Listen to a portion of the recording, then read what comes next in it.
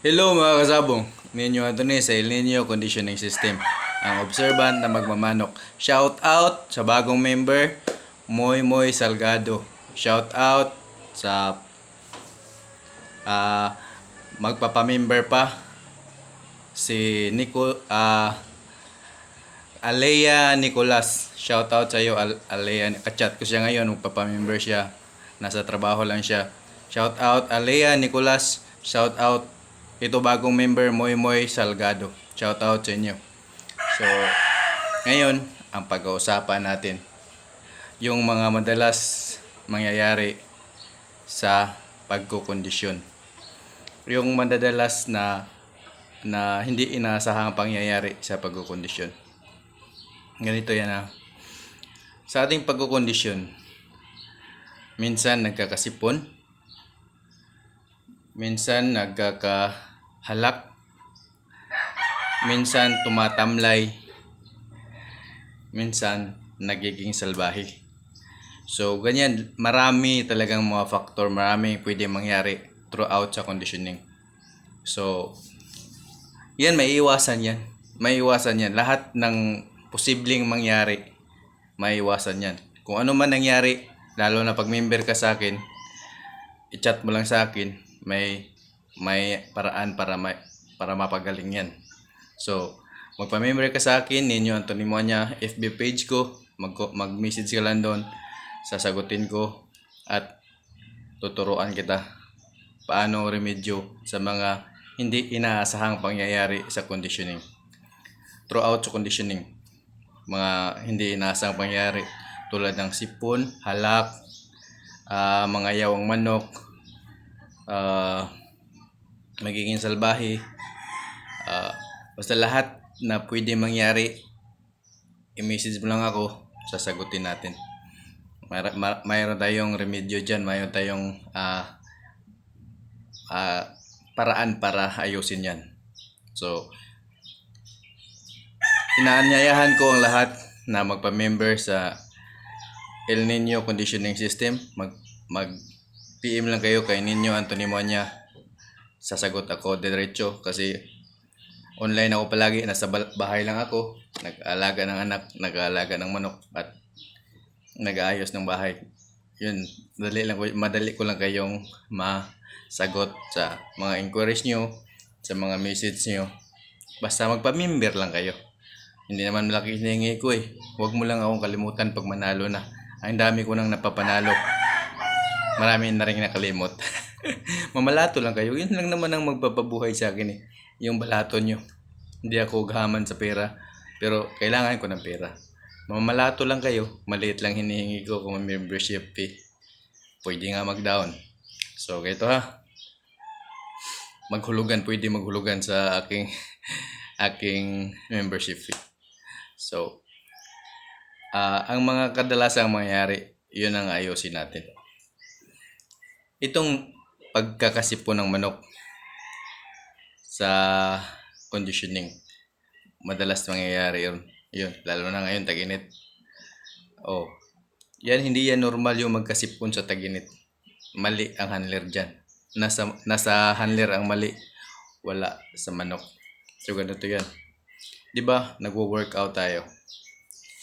Nagpapakahig, nag-i-sparring. Ang handler naman na feeling magaling, nanghihilamos ng manok. Binabasa ang likod, binabasa ang kilikili. Tama ba yun? Diba ang mga bata, pag naglalaro, patuyuin nga natin ang likod, patuyuin natin ang pawis para hindi magkasipon, para hindi mag-ubo.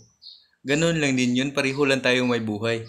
Hindi, kung nakalabas na yung fluid ng katawan or sa manok, wala naman yan silang wala naman silang pawis. Pero nag-i-evaporate yung nila, nag-i-evaporate yung init ng katawan.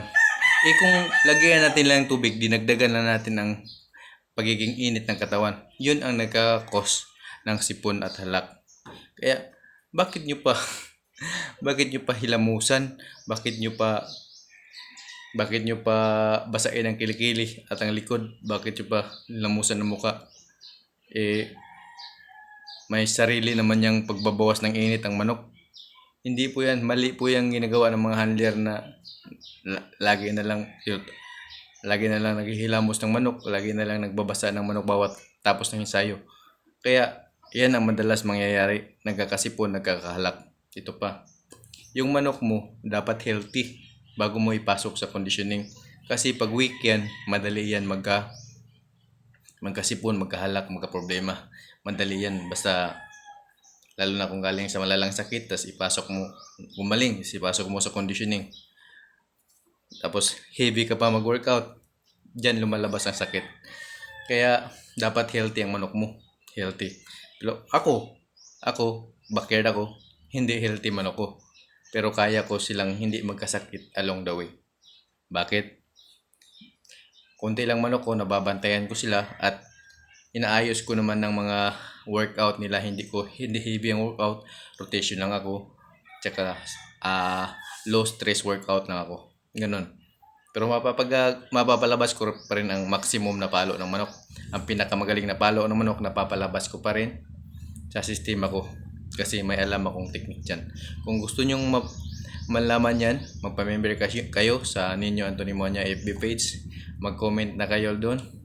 Binago ko na yung profile picture ko. Kung anong profile picture ng YouTube ko, yun din profile picture ng aking Facebook page. Kaya madali nyo na akong hanapin. So, ito yan. Maiiwasan yung halak at sipon pag hindi ka naghihilamos ng manok mo. Huwag mo nang hilamusan. Ang bata nga, pinapatayo natin ng pawis. Ang manok, binabasa mo naman. Huwag mo nang basain. Ang manok, may sarili yang control sa pagbabawas ng init ng katawan. Ng init ng kanilang katawan. Nababawas yan nila. May sarili silang pagbabawas dyan. Yung pag raraffle nila ng kanilang balahibo, paglululob nila sa lupa, yun ang kanilang sariling pagbabawas ng init ng katawan. Huwag mo na yung hilamusan. Kung maghilamos ka, kung himo talaga may iwasan maghilamos sa umaga ka maghilamos. Huwag kang maghilamos sa tanghali, huwag kang maghilamos sa gabi. Kung buti nga kung hindi ka na maghihilamos ng manok. Ako hindi ako naghihilamos, pinapakita ko pa sa inyo yung paghihilamos ko ng manok, paggagaya ko ng pag-aayos ko ng manok, pag-condition ko. Pero hindi ako naghihilamos ng manok. So mamaya, Martes ngayon, mamaya mag-sparring ako. I-upload ko na naman ang sparring ko, makita nyo kung ano makikita nyo nung nakaraan, kung gaano kagaling sila nung nakaraan. Mini-maintain ko yung galing nila. Ganyan ako mag-condition ng manok. Ipakita ko sa inyo. Mamaya, i-upload ko yun sa Facebook. Tingnan nyo. So, hintayin nyo yung upload ko mamaya. So, ano pa ba yung madalas nangyayari throughout sa conditioning? Madalas, lalo na pag naka 3x3 manok mo, lagyan mo ng tali yung pinto ng 3x3. Kasi minsan, sa sobrang galit nila, tatalon yan, nakakalabas. Kung wala ka, tulad ko, ako lang mag-isa, magpapatayan yan. Sayang paghahanda mo. Dapat nakalak yung mga mga pintuan ng 3x3 mo. Nakalak yan. Pag ako, tatakbo ako sa kulungan ng baboy, tatakbo ako sa bahay, tatakbo ako sa manukan. Yung manok ko naka 3x3, kaya tinatalian ko yun. Para safety first. Yung malalakas tong manok ko. Binubuhat nila 3x3. Kaya lagyan ko ng pabigat, lagyan ko ng distansya. Distansya ko sila. Kaya mag-ingat kayo sa lahat na yung gagawin, lalo na sa pagkukondisyon. Kasi masasayang yung effort nyo, yung pagod nyo, pag masisira ang manok nyo dahil sa kapabayaan. So, sinasuggest ko, huwag na kayo maghihilamos, lalo na ngayon ang tag-init, huwag na kayo maghihilamos. Nakakasipon nyo, nakakahalak. Huwag na kayong huwag nyong bugbugin sa sparring. Huwag nyong bugbugin sa sparring kasi kung sa pre-con pa lang nakita mo na ang palo ng manok mo, i-maintain mo na lang yun. Huwag mong bugbugin sa matagal na pagpapag